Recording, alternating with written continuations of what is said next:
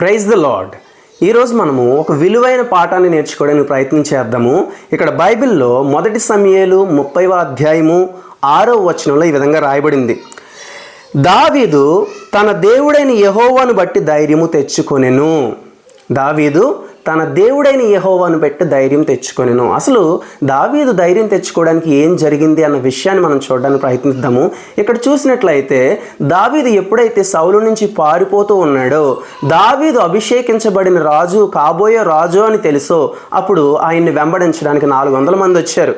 అంటే ఈ 400 మంది ప్రజలకి కూడా, ఈ 400 మంది అధికారులకి కూడా, ఈ 400 మంది ఇశ్రాయేలుకి కూడా రాజు లేకపోతే అధికారి అయినా సరే ఎవరంటే అది దావీదే. దావీదు వాళ్ళని పరిరక్షించాడు, పోషించాడు, వారికి కావాల్సిన వనరులు సమకూర్చాడు. ఇంకా చెప్పాలంటే దావీదు ఒక సందర్భంలో దావీదు ఎక్కడుంటే వీరు కూడా అక్కడే ఉన్నారు. కానీ ఒకరోజు దావీదు తనతో ఉన్న శూరులు, అంటే యుద్ధం చేసేవారు బయటికి వెళ్ళిన సందర్భంలో అమాలేకీయులు వచ్చి వారికి ఉన్నదంతా కొనిపోయారు. అంటే వారి పిల్లల్ని, భార్యల్ని, వారికి ఉన్నది ఆస్తిని కూడా తీసుకుని వెళ్ళిపోయారు. అలా వచ్చినప్పుడు వారు తిరిగి వచ్చి చూసేటప్పటికి ఎంతో బాధ కలిగింది. ఎందుకంటే భార్యలు లేరు, బిడ్డలు లేరు, వారికి ఉన్నంత ఆస్తి అంతా పోయింది. ఇలాంటి సందర్భంలో దావీదు, నువ్వు మాకు ఉన్నావు కదా, నువ్వే సహాయం చేయాలి, మన శత్రువుల్ని తరుగుదాము అని వాళ్ళు అనలేదు. కానీ వాళ్ళు అనుకుంటున్నారంట దావీదుని రాళ్ళు రువ్వి చంపాలి అనుకుంటున్నారు.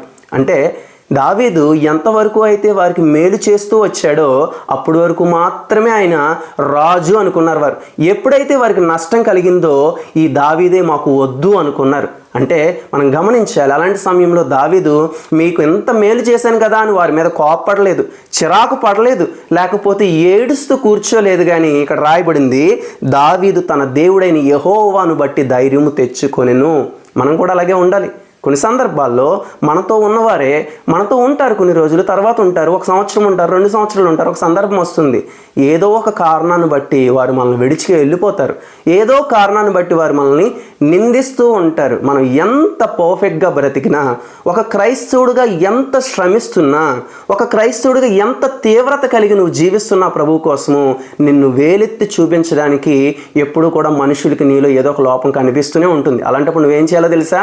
కృంగిపోకూడదు. అరే వీళ్ళు ఎలా అంటున్నారేంటి, వీళ్ళ కోసం ఎంత చేశాను కదా, వీళ్ళ కోసం ఎంత ప్రయాసపడ్డాను, కష్టపడ్డాను, వీళ్ళని ఎంత ప్రేమిస్తున్నాను, వీళ్ళ కోసం ఎంత ప్రార్థిస్తున్నాను అనుకోకూడదు. నువ్వేం చేయాలి తెలుసా? నీ దేవుడైన యెహోవాను బట్టి, నీ ప్రభువైన యేసునందు నువ్వు ధైర్యం తెచ్చుకోవాలి. ఆ విధంగా ధైర్యం తెచ్చుకుంటూ ప్రభువు కోసం బ్రతికే కృప నీకు దేవుడు దయచేయునుగాక. ఆమేన్.